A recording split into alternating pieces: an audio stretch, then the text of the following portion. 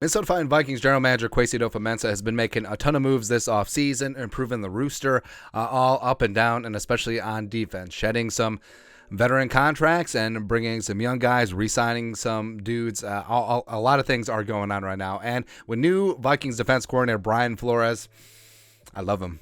I love him, man. The thinking was Brian Flores been around the league, head coach of the Dolphins for 3 years.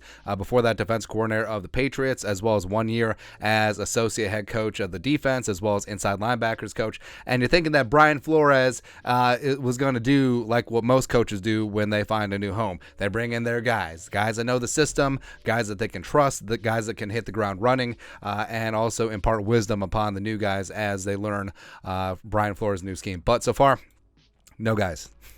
No Brian Flores guys have been signed so far. So just looking at the defense, only three defensive signings so far. Davenport, Murphy, and Lowry, all great players, don't get me wrong, but no Flores ties. And you look at Flores guys who've signed elsewhere.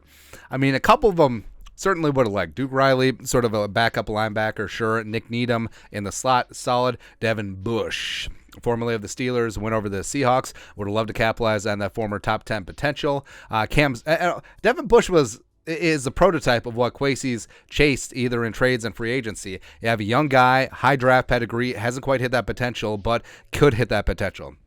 Cameron Sutton, formerly of the Steelers, went over to the Lions. Jonathan Jones went back to the Patriots, as well as Malik Reed stayed put with the Dolphins. And notable former Flores guys are still hanging out there. So Kyle Van Noy may be too old. So basically take every person over 30 on this list and just axe him, because Kwesi has been targeting young guys so far. Oliver's 26, Davenport 26, Dean Lowry, the elder statesman, at 28. So this ain't a hey, let's patch it up with a couple of veterans. This is building for the future, and I love the foundation that he's building. So maybe cross off Kyle Van Noy, even though I love him. Miles Jack would make a lot of sense. The off-ball linebacker from the Steelers.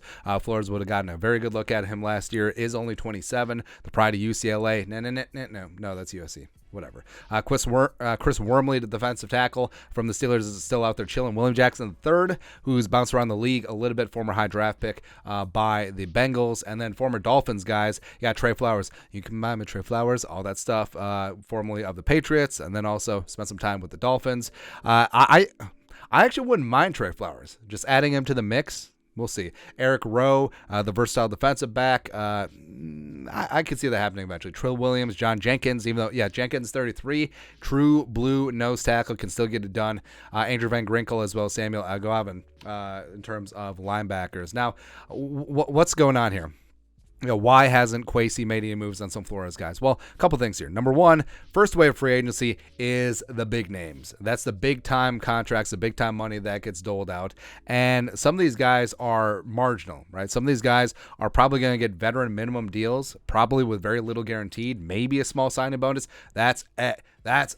So then you wait a couple of weeks through second, third, and fourth wave free agency. Then some of these guys get picked up. Because remember, the Vikings right now only have 64 players on the 90-man rooster. And now once you factor in draft picks, there's only 5 currently. And then UDFAs, there's going to be room for a dozen plus veteran guys to fill in some of these cracks. So then maybe that's when you go to a guy like Miles Jack or Eric Rowe or Trey Flowers or whoever, and then offer him a spot on the 90-man roster. Hey, you have a chance to compete. It's a league minimum deal with nothing guaranteed, a small signing bonus, but you know this defense inside and out. That gives you an inside track, and you can come in and you can impress your guy who you've already made an impression on before, and Brian Flores. So that could be that could be what happens down the line in a couple weeks, and even after the draft. A lot of free agents hang out until after the draft, and then teams know what they need in terms of filling in the cracks of the roster, and then that's when these guys get picked up to be on the 90-men ahead of OTAs. So I think that's certainly what could happen. So